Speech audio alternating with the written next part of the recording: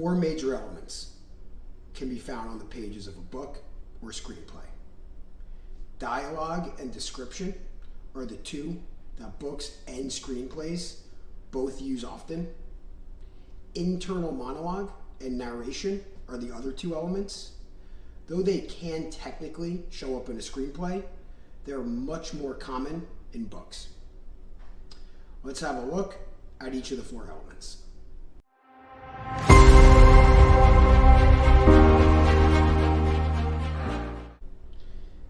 Dialogue is what your characters say.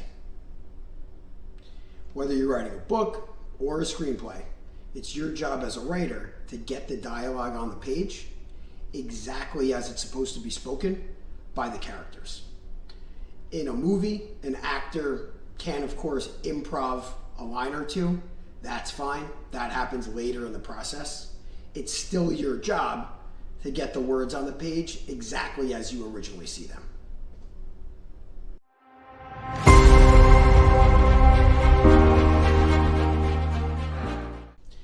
Description paints a picture of the physical world of a scene. What's the setting? What characters are there? And what are they doing? In a book, a writer has a lot of flexibility to get into as much detail as they want over description. A writer can talk about the particular way the leaves are blowing on a tree, whatever they want. Screenplays are a lot more limited. The screenwriter is simply supposed to get across the major physical components of a scene and leave out the specifics. The director, actors, costume designer, and other people working on the movie fill in those details later on.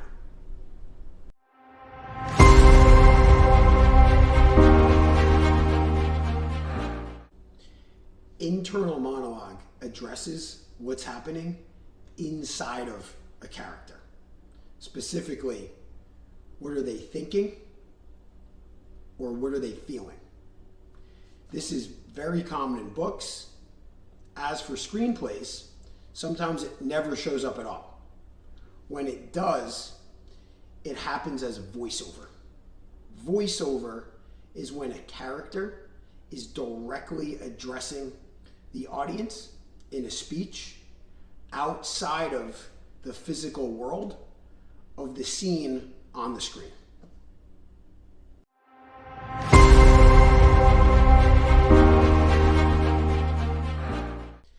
Narration is story information that the audience needs to know, but that isn't directly related to the physical world of the current scene. For instance, let's say there's a scene and a character in it has a backstory that the audience needs to understand in order to get the scene. That information could be expressed as narration. Narration is common in books. As for screenplays, like internal monologue, sometimes it doesn't show up at all. When it does, voiceover is a method that's often used to convey it.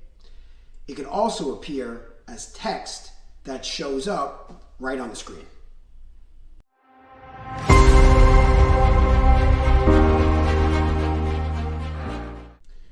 Before you start writing your first draft, you need to select a point of view, commonly called a POV, for your story. This is a lens that the major elements of your story are told through. Dialogue, description, internal monologue, and narration all depend stylistically on the POV that you choose. You have a lot of options, and you should consider the pros and cons of each before making your decision. First person is the first POV. This is when a certain character directly tells your story using I. For instance, I went to the bank and witnessed the robbery. Third person is when no specific character directly tells your story, and all characters are referred to by name or pronoun. For instance, Jeff went to the bank and witnessed a robbery. Within third, there are different variations. So you have omniscient versus limited, and we're going to get into what those mean later on in the video. And then within limited, you have close versus distant. And again, we're going to get into all of that.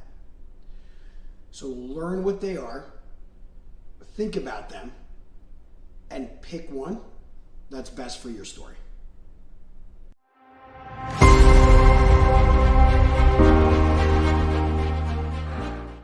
If you're writing a book, any of the POV options we're about to cover are available to you. You also could write in the present or past tense. Tense isn't as major of a decision as POV, but it's still important, and you still need to stick to your choice through the story. Personally, I like writing books in present tense. I think it gives a immediacy to the feel of the story. But again, you could write past or present, totally up to you. As for a screenplay, you don't have any options. You basically have one choice.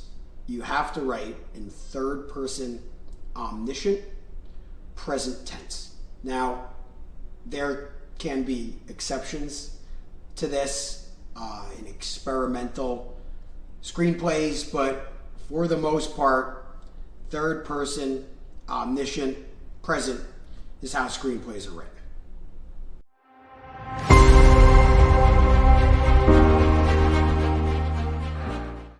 With first person, one character, who tends to be the main character, directly tells an entire story using I. There are exceptions to this, but for the most part, when an author goes with first person POV, one character serves as a POV character of every chapter. This is the only character who gets to have internal monologue. As mentioned, this is when a character's thoughts or feelings are directly expressed. The POV character can discuss their own thoughts or feelings as much as they like. They can speculate on the thoughts and feelings of other characters, but the audience never gets inside the heads of those characters to see if the assumptions are accurate. All events in the story are limited by what this POV character would know. All description, narration, and internal monologue are told in the voice of this POV character. So if they have a distinct way of speaking, that's going to come through in a lot of the story. When the POV character is saying dialogue, that obviously also comes out in their voice. However, the dialogue of other characters does come out in the voices of those characters.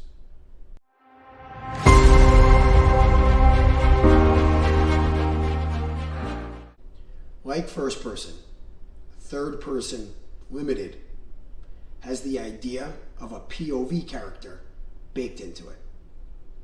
But unlike first person, third person limited often features multiple POV characters through a book.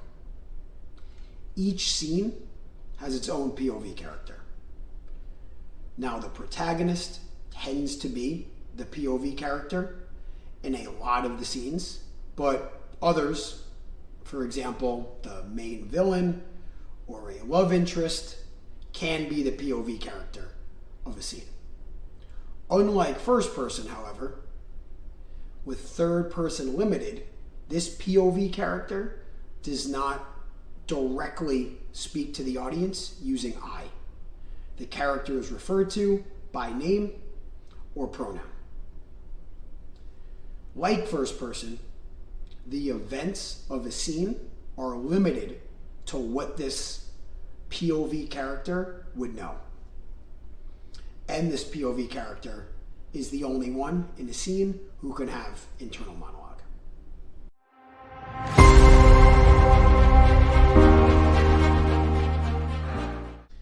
Two major variations of the third-person limited POV exist: close and distant. With close, non-dialogue elements, specifically narration, internal monologue, and description, are expressed in the voice of the scene's POV character. The word I still isn't used, but the way this information is conveyed is done in the style of speech that the POV character uses. With distant, non-dialogue information is not expressed in the POV character's style of speaking.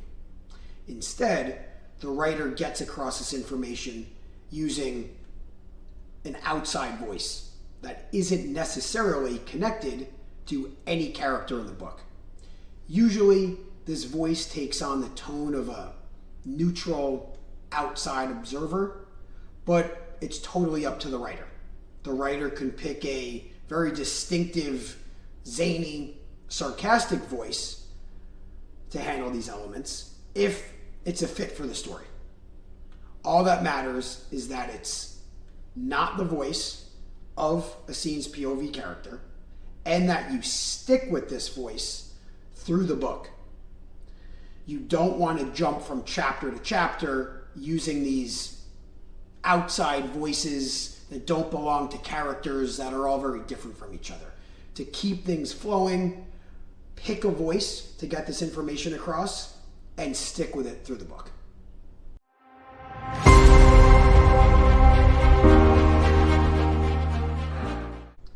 With the third person omniscient POV, the idea of a POV character doesn't exist. All characters are referred to by name or pronoun, with nobody using I to directly tell the audience information. Any character in a scene can have internal monologue, and no scene is limited by what a character would know. Non-dialogue information is expressed in a voice that doesn't necessarily belong to a character. If you're writing a book, you have options on what you'd like this voice to be. Pick one, stick with it. If you're writing a screenplay, however, you're encouraged to get this information across in a very simple, straightforward way. You're not encouraged to make this voice over-stylized. You want to just get the information across very simply and leave the detail to the actors, directors, and others working on the movie. Speaking of screenplays, the idea of POV does exist in movies. You may hear it discussed. However, POV in film more has to do with the director's selection of shots, which is something that happens way further along in the process than with the writing of the screenplay. In the screenplay, you just want to capture the major elements of a scene and let the director deal with details like setting up shots from specific characters' points of view later on in the process.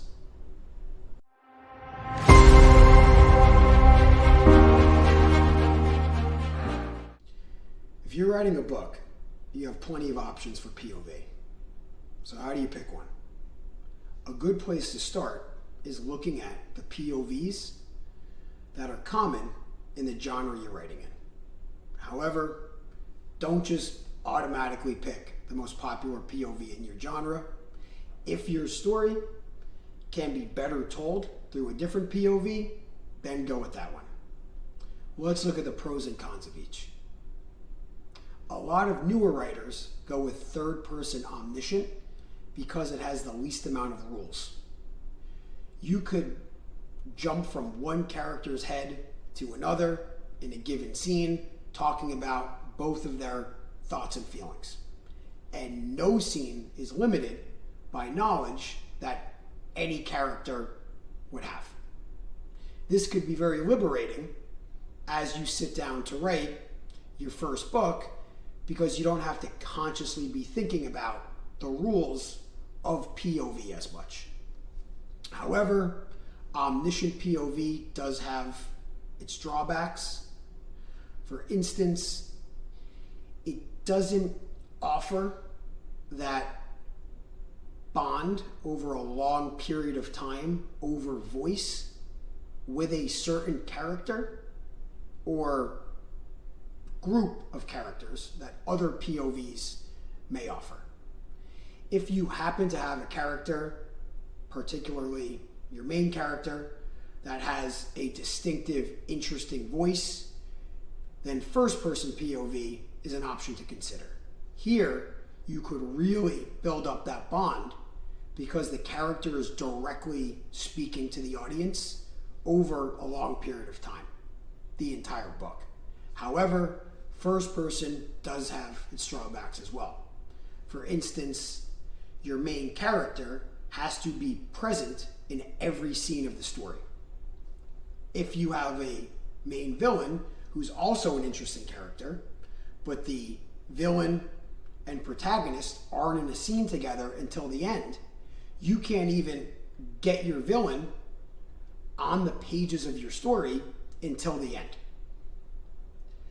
Third person limited close does offer a good balance where you could get one character or multiple characters to develop a bond with the audience over an extended duration, over character voice, while using a different POV character in multiple chapters, giving you a wider range of scenes. So for instance, a villain that isn't physically in the same scene as a protagonist until the end of the story can be introduced earlier in the story if the villain is the POV character of a scene that the main character is not in.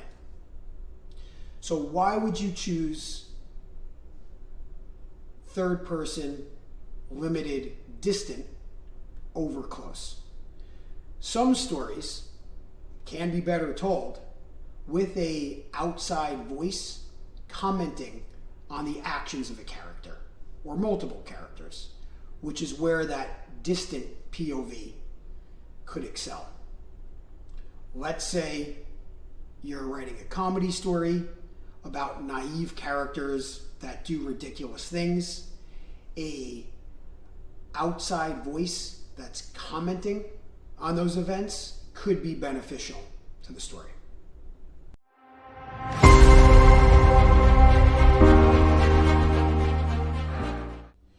The key to good dialogue is conflict.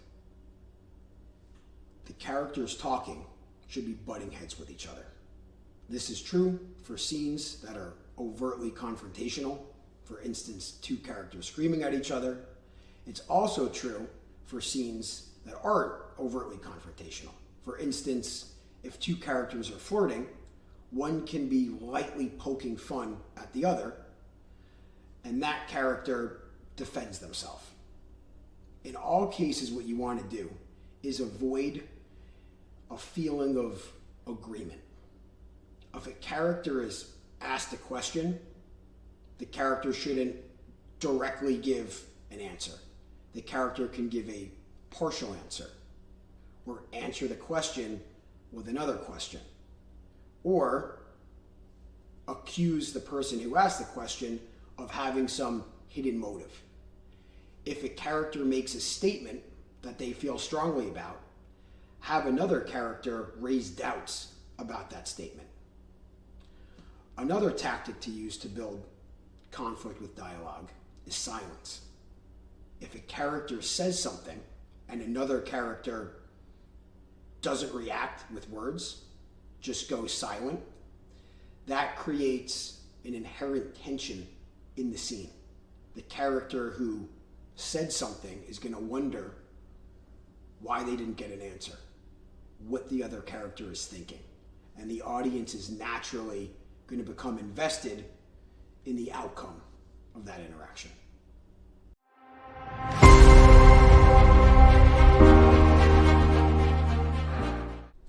Watching a football game where a team goes up early and eventually wins by 50 points isn't that dramatic. A game where the lead goes up and down throughout and a team eventually wins by 1 is dramatic. You want to get across this feeling with the arguments you capture via dialogue. The two characters arguing should be engaged in an even fight.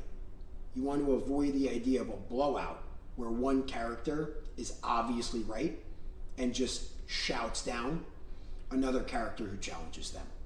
Yes, this could work in a comedic sense over just a couple of lines, but if you're trying to build a dramatic scene around an argument, you don't want to go this direction. You want to show both sides of an argument in depth and give them equal weighting. Have characters argue about a topic that doesn't have an objective right or wrong answer. Each character can be making points that are correct in their own regard in a subjective sense. The characters are trying to sway each other. At the end of the argument, you could have the characters end in a draw, or have one of them win, but just slightly. This tactic not only raises the tension of a scene, but it allows you to explore controversial topics in depth. By having an even, comprehensive debate, you can show both sides of a subjective, controversial issue that the audience may find interesting. You can do a deep dive with points and counterpoints, and the audience is going to become intellectually invested in that and may learn something along the way, which is going to build a deeper connection to the story.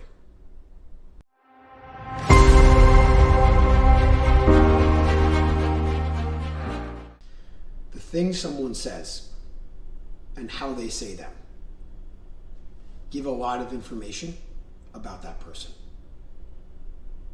Dialogue is a great tool for characterization. The lines of characters should reflect their physical, mental, and cultural traits. Give your characters unique voices. Don't make them all sound alike. Jargon and slang are completely okay. As long as the audience can follow the flow of a scene, it's all right if they don't understand every term mentioned in dialogue. For example, in a detective story, characters are often discussing technical forensic information. That's okay if done in doses.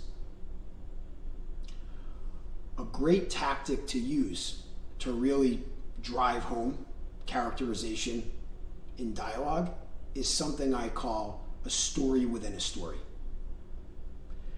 If a character tells a story about themselves, that can paint a picture about who that character is as a person. For example, let's say a character tells another a story about rescuing someone from a burning car. That can really paint a picture of who that person is. Now, certain characters who aren't necessarily truthful may have a tendency to exaggerate when talking about themselves. You want to be mindful of this because stories they tell won't have as much credence because they could be making a lot of things up.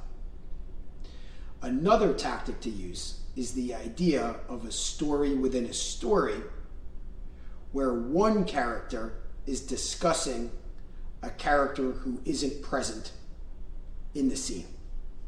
For example, character B can tell a story about character A to character C.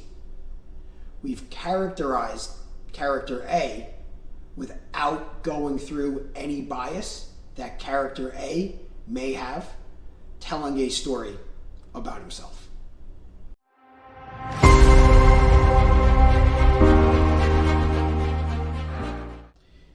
In emotionally charged moments, characters can be guarded. Often, this is because of a sense of vulnerability. A character may not want to openly say how they feel about another character or a situation because they don't want to put themselves out there emotionally. This sense of being guarded can also come from an idea of guilt.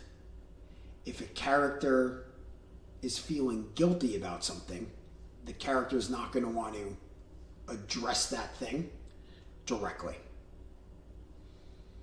Other scenarios exist that cause this sense of being guarded, but whatever the case, you need to make sure that if a character does have that mindset, it's reflected in dialogue. Subtext is the idea of what a character really means when they're speaking in these moments using words that are just a facade. Subtext is a really engaging tactic because it shows that a character has something to hide. This automatically makes the character more interesting. Subtext also pulls the audience into a scene because it activates an intellectual dynamic where the audience has to read between the lines and try to figure out what a character actually means.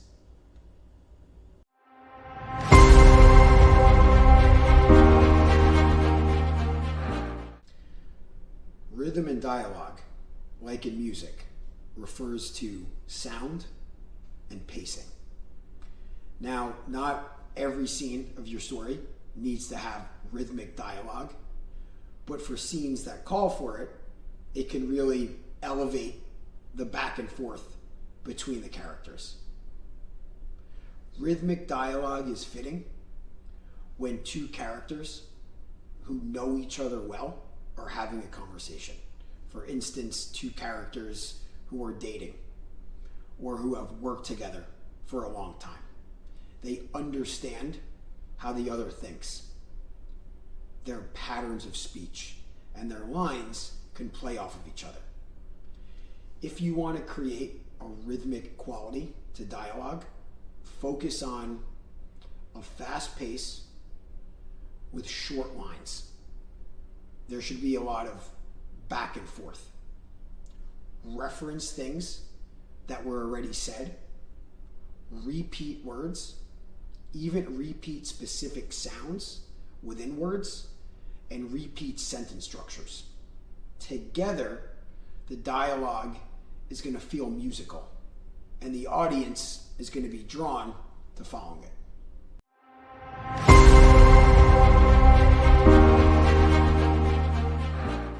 Dialogue happens within the physical world of the story. Description covers the non-dialogue parts of this world. Setting is a key component of description. Setting is where a scene takes place.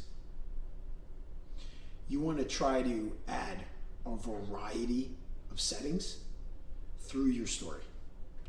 Though it's okay for two scenes in a row to have the same setting, you want to try to avoid this as much as possible. Within any scene, the setting should be an interesting place. It should lend itself to the creation of a certain mood.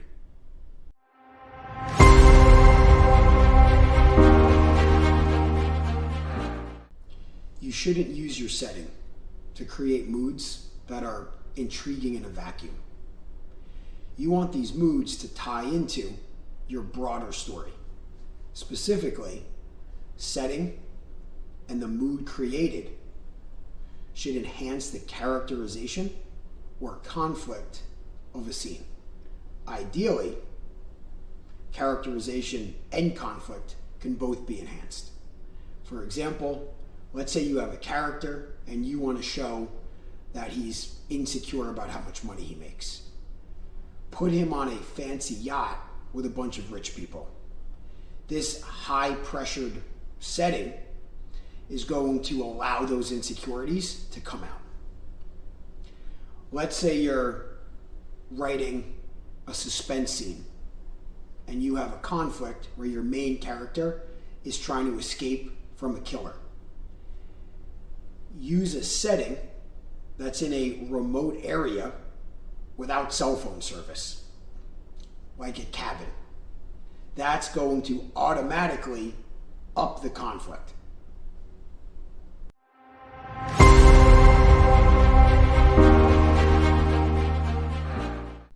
Screenwriters shouldn't go into too much detail about setting. Book writers, on the other hand, can go into as much detail as they want. This obviously has advantages because you can talk about a lot more stuff, but it has drawbacks as well. Some writers go into too much detail. They'll open a chapter by piling on a bunch of information about a setting, most of which isn't that interesting. This is known as a data dump, and it's something you want to avoid. Instead, pick a few key details about setting, ones that really bring it to life, and work those into the story. And don't stack all of them together right at the beginning of the chapter. Instead, reveal them bit by bit as the characters in the scene experience those pieces of the setting.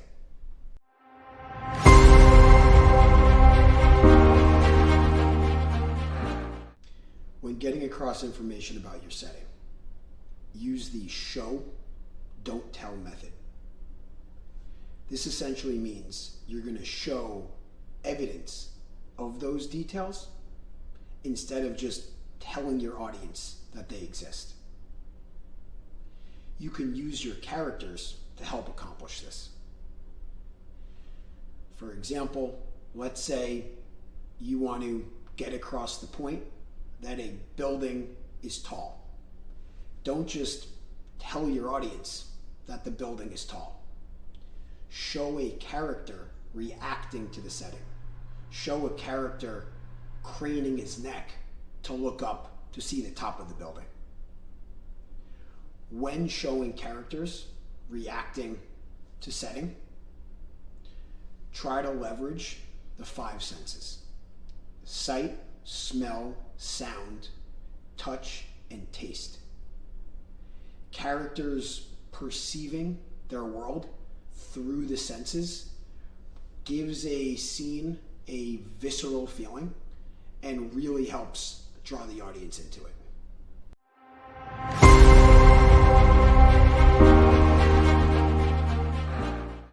Description and dialogue can work hand in hand to create the full picture of a setting. The story within a story dialogue tactic we discussed earlier is a great fit here.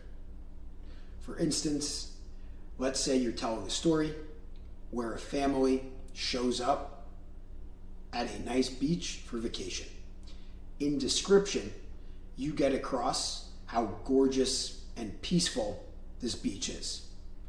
Then, that night, a character who's a local in the beach town tells the family a story about a string of shark attacks that just happened on the beach.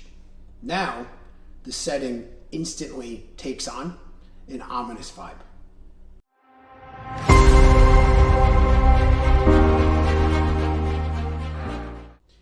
Basic visual traits about a character can be listed out directly in description. Screenwriters shouldn't go into too much detail here, Book writers can, but they've got to be careful not to go too far.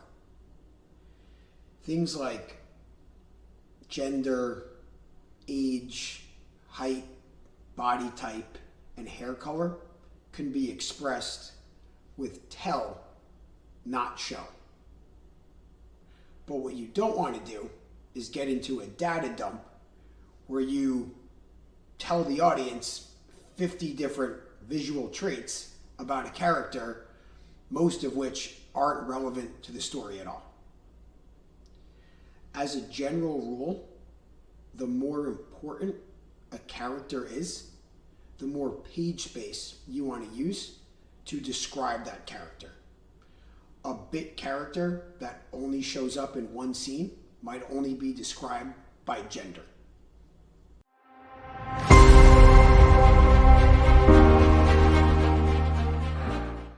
For character traits that aren't basic visual ones, you want to get them across with show, not tell. This goes for mental traits, cultural ones, and physical ones you can't pick up with just a glance. For instance, let's say a character is poor. Don't just tell the audience the character is poor. Show the character walking down a street on a cold night, not wearing a coat, with holes in his shoes. Even if you're using the show method, you still want to be careful about how much information you give to your audience. Only focus on traits that help bring a character to life or play a role in the plot. And be careful about piling all this information onto the audience at once when a character is first introduced. Withholding information about a character often is better. You could create suspense that way. You could set up surprises that way. Reveal information about a character at the right time for the story. Don't feel pressured to get it all out there at once. For traits that are more abstract, you should lean on the reactions of other characters to get them across.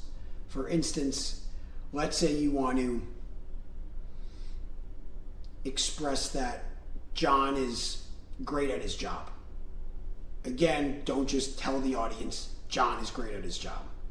Show John making a presentation at the office. Then show John's coworkers reacting in a positive way to the presentation. The coworkers being impressed.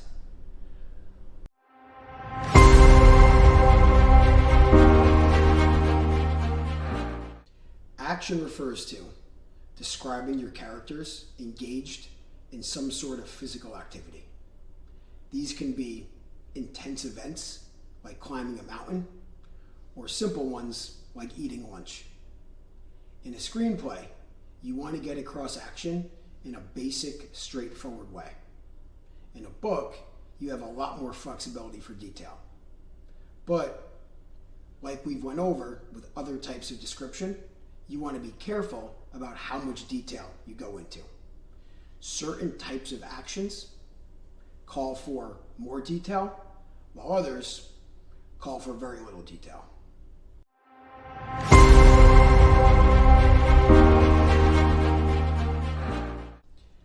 If an action in your story plays a little role in characterization and accomplishes nothing else, get that action on the page in just a few words. For instance, let's say you have a character, Dave, who goes to the gym. Spending 5 paragraphs describing an everyday task like working out wouldn't be a good fit. Simply say, Dave goes to the gym. However, let's say after his workout, Dave sells steroids in the locker room of the gym. That now gives a scene a very different context. Dave selling steroids is an interesting characterization point. 5 paragraphs of Dave working out would take on a different light if he winds up selling steroids after the workout. Dave could have been scouting for customers that entire time. Those 5 paragraphs would build up to the reveal that Dave is selling steroids in the locker room. The audience would feel the 5 paragraphs on the page were worth the time investment of getting to that interesting takeaway. With action detail, like we went over with setting, try to focus on the 5 senses. Anything to draw the audience into a scene via sensory detail helps build a connection and helps the scene come to life.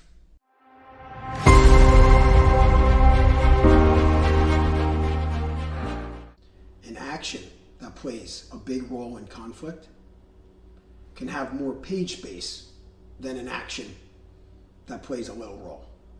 For instance, let's say you're writing a fight scene. Very high conflict. You can get into detail about every punch and every kick without boring your audience. Conflict even gives you the opportunity to take mundane actions and make them interesting. If a scene has suspense in it, everyday actions can heighten the suspense. For example, let's say you're telling a story and the audience knows a serial killer has snuck into the house of a character named Cindy. Cindy isn't home. Then the audience sees her arrive. She has no idea the killer is in the house. She goes inside.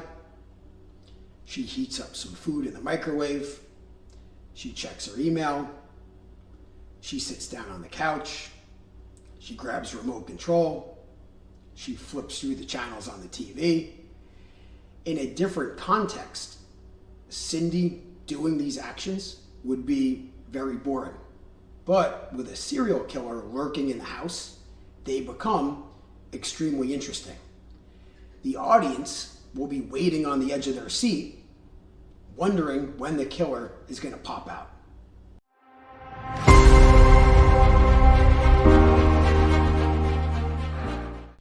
Internal monologue is a great tool for building a connection between a character and your audience. It lets the audience get inside a character's head. The audience can see what a character is thinking, can see what they're feeling. Though this is an effective tool, you should be careful about going overboard with it. Your scenes should primarily be grounded in the physical world. This goes back to dialogue and description. Most of your page space should go to dialogue and description, not internal monologue. Consider internal monologue a supplement to the physical world of your scene.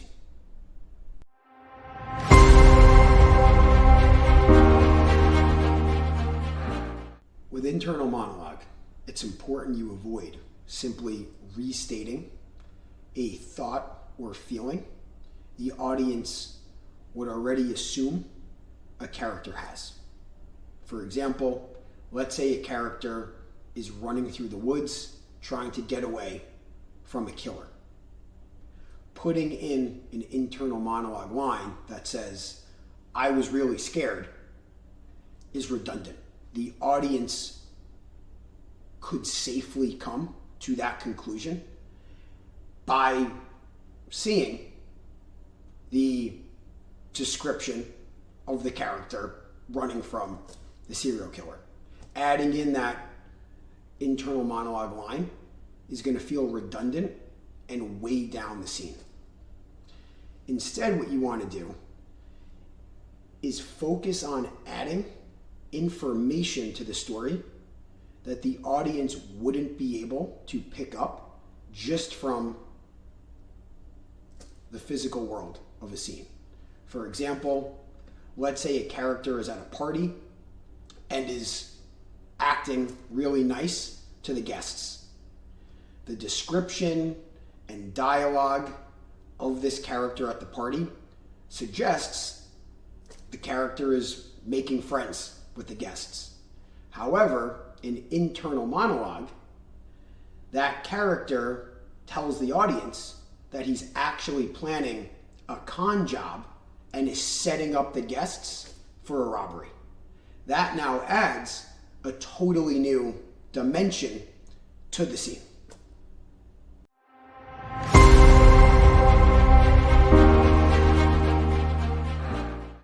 As we talked about, your POV selection can come with rules around which characters are permitted internal monologue and when. However, you may be writing a scene where you want to get across the thoughts or feelings of a character who isn't permitted internal monologue. So how do you do that? Dialogue is one option. However, you need to be careful about getting across certain thoughts or feelings in dialogue. The line needs to feel natural to the scene. For example, let's say a character is sitting in a diner. If that character just blurted out, "I'm feeling upset about a traumatic incident from a few years ago," that's going to feel extremely forced. So you can use dialogue, but just make sure the context is correct.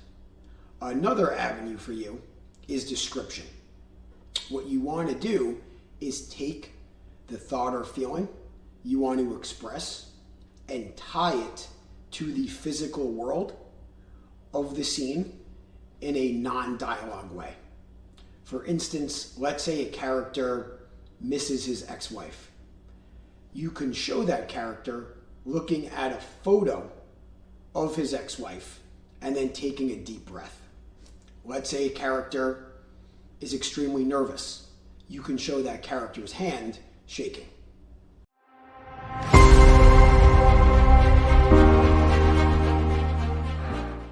Like internal monologue, narration should be a supplement to the dialogue and description of your story. Narration should not take up a lot of page space.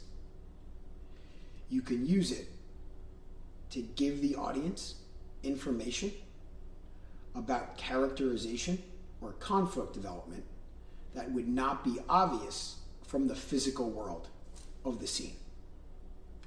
Narration is often used to get across what's known as exposition. This is background information the audience needs to know to fully understand a scene.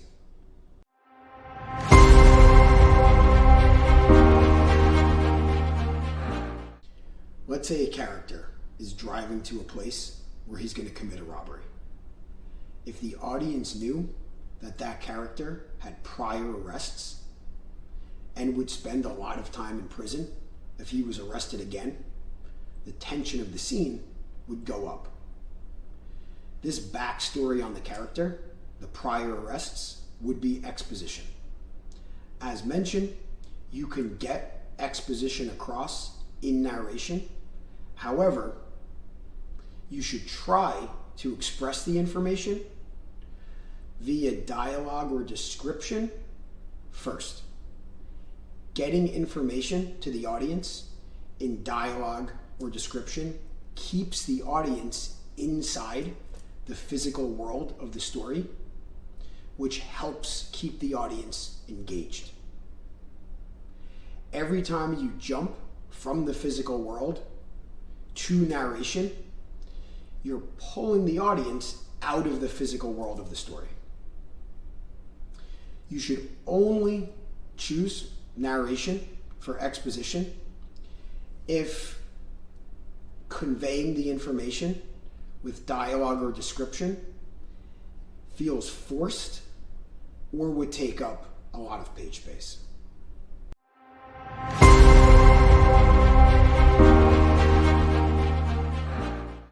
You can get across exposition with dialogue Just make sure the line feels natural. A mistake some newer writers make is having a character say something to another character just to get information across to the audience. For example, "Hey Bob, it's Larry, your best friend since middle school."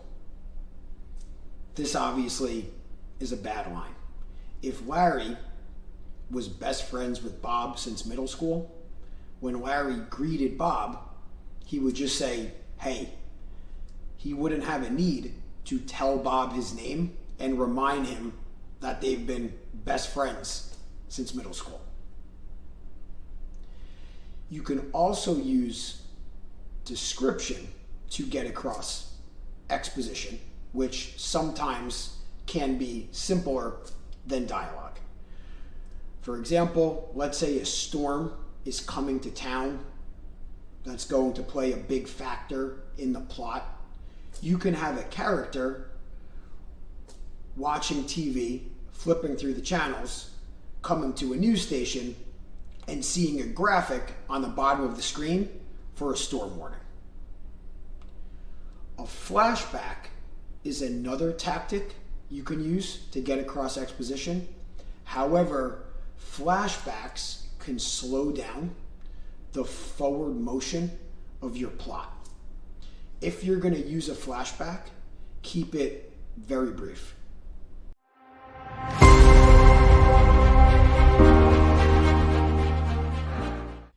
If you're going to get across exposition with narration, you want to avoid a data dump. For instance, let's say 5 of your characters have backstories that are relevant. Don't force in all 5 backstories in a row. Bring up the backstory of each character at a time that's relevant for that character. Spread them out. Another thing you want to avoid is repeating information in dialogue that the audience already knows. For example, let's say a character, Melissa, has been lying about her identity. The audience already knows the details of her elaborate lie. Now, later on in the story, Melissa decides to come clean to her husband and tells him the details of the lie. You don't want to put dialogue on the page where Melissa is saying things that the audience already knows, though her husband isn't yet aware of the information. The audience is, and is going to get bored hearing it again. What you can do instead is convey that she confesses to her husband without going into the specifics. For instance, she could come up to him and say, "I have a confession to make." You can then end the scene right there without her going into all of the details in dialogue.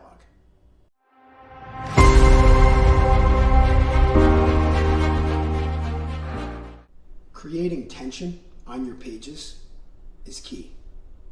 Tension is going to pull your audience into your story and keep them turning the pages.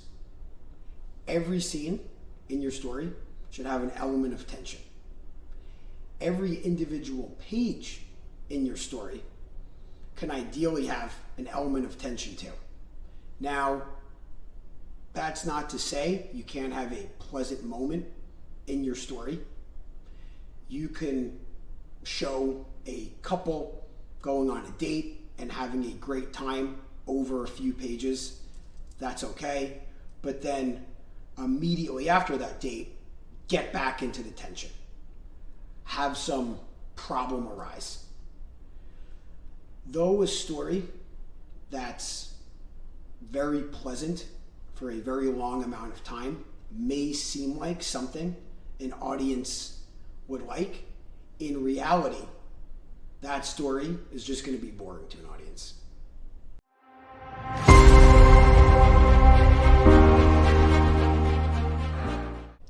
You want to start your scenes close to when their core conflict unfolds.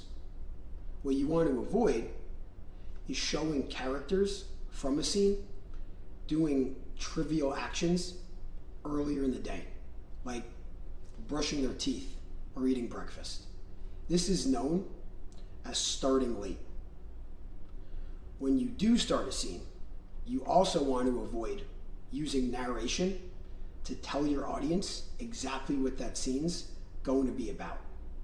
Instead, throw your audience directly into the physical world of the scene and have your audience piece together what's about to happen. Leave some mystery in the scene. This ups the tension. When a scene's core conflict comes to a resolution, you want to end the scene within a short time frame. This is known as ending early. You want to avoid staying on the characters and following them as they do other trivial actions, like go home and take a shower. You also want to avoid using narration at the end of a scene to summarize the takeaways. You want to have your audience infer those takeaways from the scene and end it without having the need to repeat yourself in any way.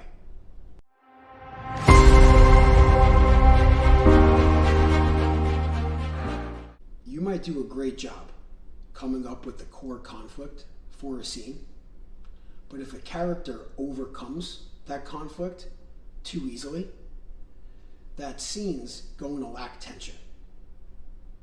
You want to make your challenges difficult. A good tactic for doing this is having your character go into a scene with a plan and then having that plan not go the way the character thought. This is going to force the character to improvise, which ups the tension. Certain conflicts should not play out in individual scenes.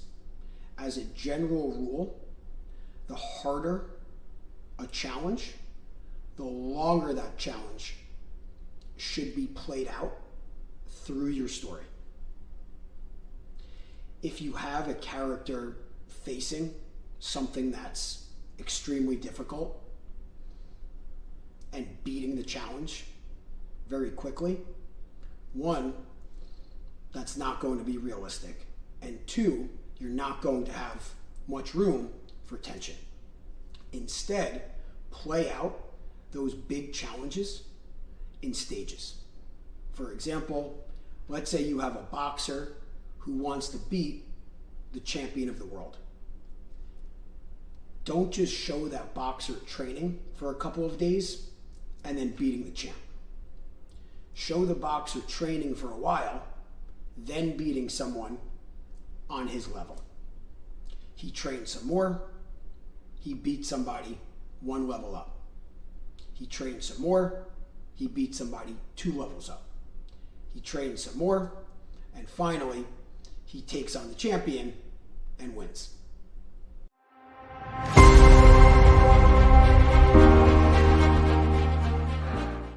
Like big challenges, big character changes shouldn't play out in a single scene.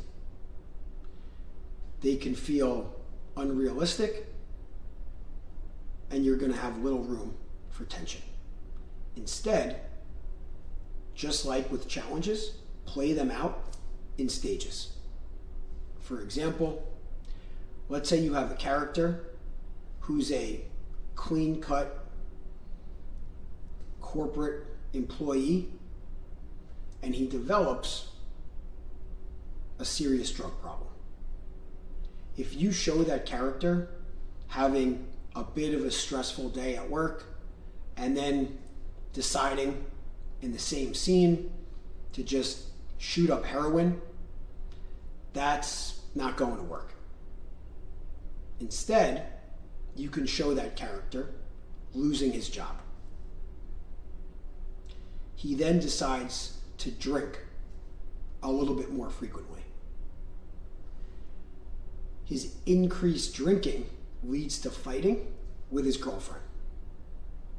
Eventually, she leaves him. Her leaving pushes him to try painkillers. The painkiller habit gets worse, and eventually he turns to heroin and becomes addicted.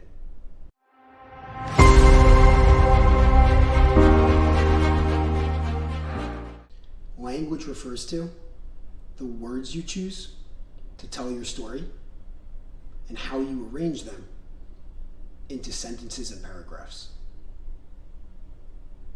Certain types of writing put language front and center. You sometimes see this with literary fiction novels. Now, unless you're telling a story where language is front and center, you don't want to draw attention to your language as you tell your story. You want to use it as a vehicle to get your story to your audience. This doesn't mean you need to avoid having a personal style in your writing. You absolutely could. However, it shouldn't be the focus of your book or screenplay. The focus should be your story.